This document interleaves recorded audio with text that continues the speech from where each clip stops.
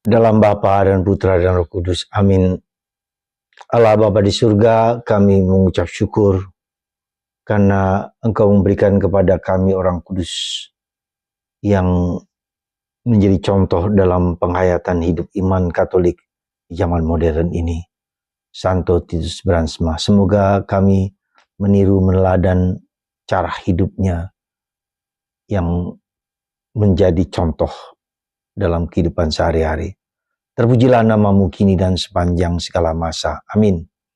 Para saudara, sebelum saya memulai renungan saya ini, saya mau mengatakan bahwa ketika saya membuat tanda salib, itu bukan dengan tangan kiri, tapi tangan kanan. Ya, jadi ini karena mungkin sistem rekamannya, videonya yang kelihatan saya membuat tanda salib dengan tangan kiri. Bukan saya tidak hormat, sangat saya hormati. Maaf kata.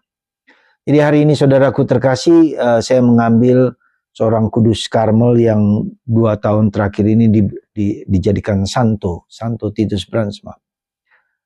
Kenapa saya mau mengambil beliau sebagai contoh teladan? Karena beliaulah yang menjadi anggota Dewan Pimpinan Karmel di Belanda, yang meminta Karmel Belanda untuk mengisi lowong karya misi di daerah Malang, Presidenan Malang dan sekitarnya.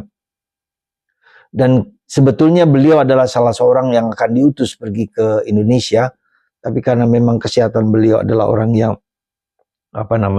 lemah, rapuh gitu kan, maka dia tidak jadi dikirim ke Indonesia. Tetapi semangat rohnya sungguh luar biasa bagi Karmel. Dan Karmel Indonesia adalah Karmelit Ordo Karmel yang paling terbesar di dunia sekarang ini. Ya, di Indonesia begitu tumbuh berkembang jumlah Karmelit yang melimpah.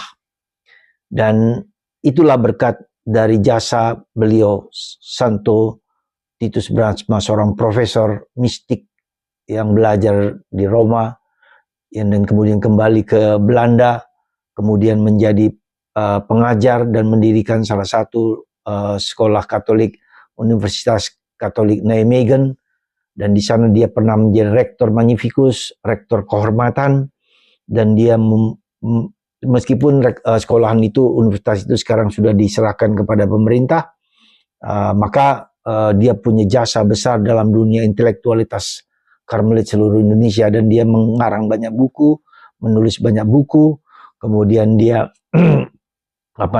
menjadi moderator para media komunikasi di Belanda, dan karena itulah maka dia dihukum mati, dipenjara, dibakar, disuntik oleh Nazi ketika dia tidak menginginkan dan tidak mau menyebarluaskan ideologi Nazisme, ideologi sosialisme, di mana suku Arya, suku ras Jerman sebagai yang tertinggi, yang terhebat.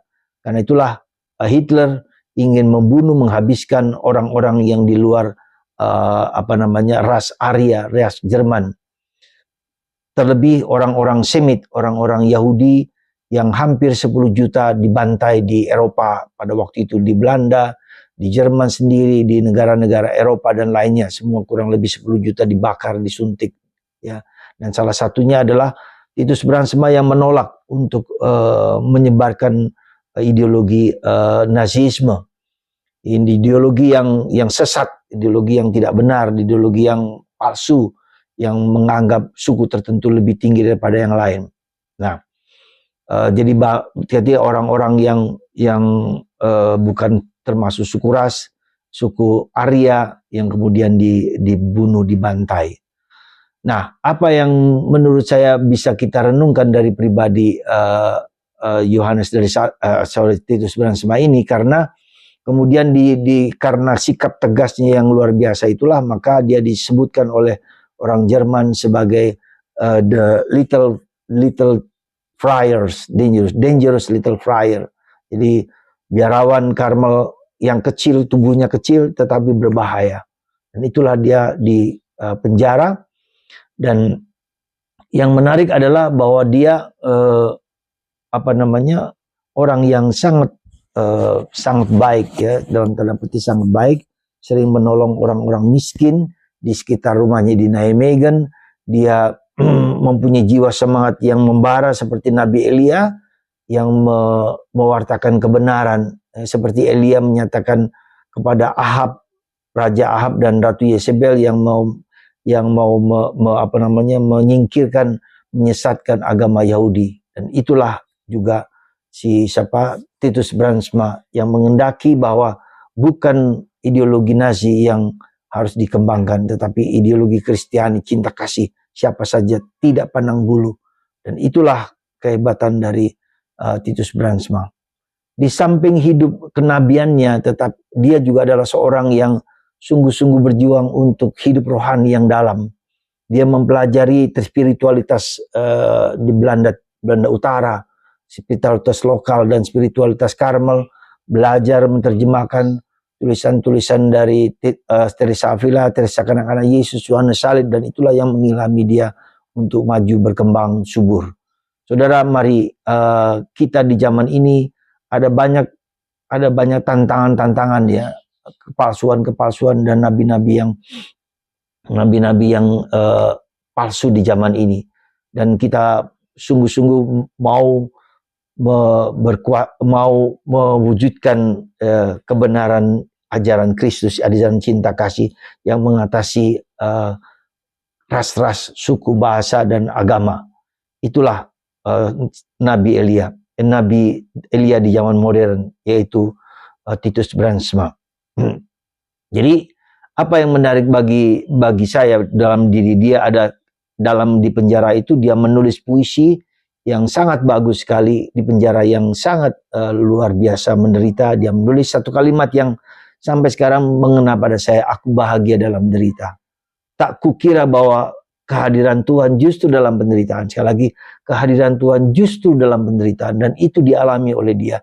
Tidak seperti sebelumnya ketika dia mengalami kesenangan, mengalami hidup biasa, tetapi justru dalam penderitaan dia mengalami kehadiran Tuhan. Dan itulah bagi Anda yang menderita karena apapun, alasan apapun, kita tetap kuat, tetap tabah, tetap yakin akan kehadiran Tuhan di dalam kehidupan kita, justru di saat-saat kita menderita.